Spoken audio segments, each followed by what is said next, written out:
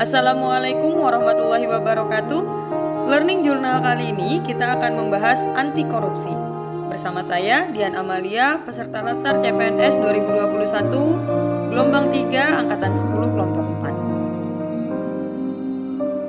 4. Korup dalam Kamus Besar Bahasa Indonesia yang artinya busuk, palsu, atau suap. Sedangkan korupsi dari bahasa Latin berarti kerusakan atau kebobrokan.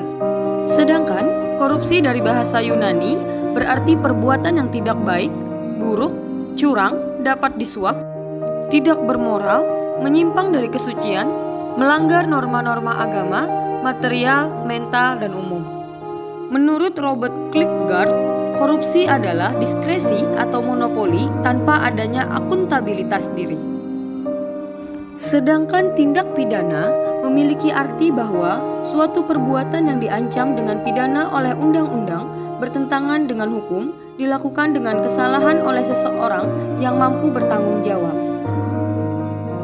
Korupsi dapat terjadi karena adanya niat dan juga kesempatan, baik dalam hal terpaksa, memaksa, dipaksa, atau dengan jumlah yang banyak maupun sedikit. Ciri-ciri korupsi diantaranya dilakukan oleh lebih dari satu orang, merahasiakan motif atau ada keuntungan yang diraih, berhubungan dengan kekuasaan atau kewenangan tertentu, berlindung di balik pembenaran hukum, melanggar kaedah kejujuran dan norma hukum, dan mengkhianati kepercayaan. Penyebab maraknya korupsi diantaranya penegakan hukum tidak konsisten, penyalahgunaan kekuasaan atau kewenangan, langkanya lingkungan yang anti korup, rendahnya pendapatan penyelenggara negara, kemiskinan atau keserakahan, keuntungan korupsi, dan kerugian yang ditangkap, pemberian imbalan jasa, dan gagalnya pendidikan agama serta etika. Penanganan korupsi perlu diselesaikan secara komprehensif, karena korupsi adalah masalah kehidupan, dampak dan bahayanya bisa berpengaruh secara jangka panjang dan dapat merusak.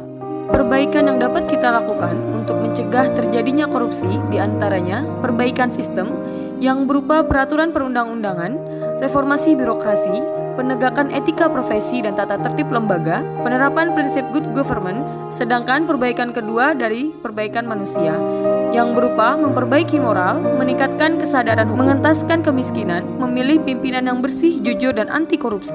Jenis korupsi diantaranya kerugian keuangan negara, suap menyuap, penggelapan dalam jabatan, pemerasan, perbuatan curang, benturan kepentingan dalam pengadaan, serta gratifikasi.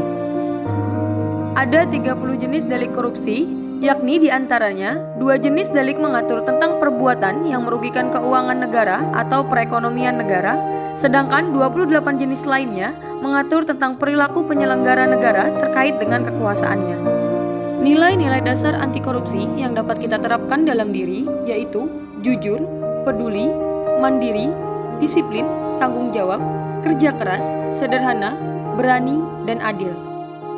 Sistem integritas merupakan lingkungan yang kondusif bagi peningkatan dan penjagaan integritas sehingga terjadi penyelarasan antara rohani dan jasmani dalam diri, penyelarasan jiwa, pikiran, perasaan, ucapan, dan tindakan dengan nurani dan lingkungan atau sistem dan budaya integrasinya. Implementasi sistem integrasi tersebut melalui pimpinan yang berintegrasi tinggi memiliki 2 kata kunci dalam implementasi sistem integrasi yaitu penyelarasan dan pengendalian, serta akan berjalan dengan baik lewat keikhlasan dan kebijaksanaan hasil proses internalisasi integritas secara seutuhnya pada diri pemimpin organisasi. Tunas integritas berprinsip bahwa manusia sebagai faktor kunci perubahan yang melakukan pemberantasan korupsi dengan menumbuhkan akhlak dan moral yang baik.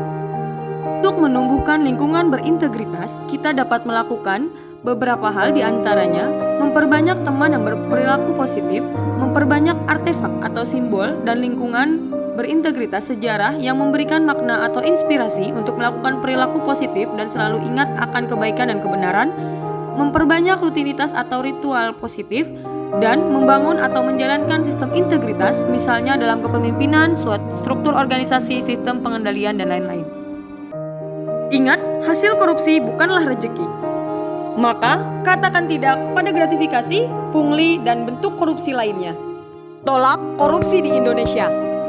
Dan bersama maju lawan korupsi. Sekian video dari saya. Semoga bermanfaat dan terima kasih atas perhatiannya. Saya akhiri. Assalamualaikum warahmatullahi wabarakatuh.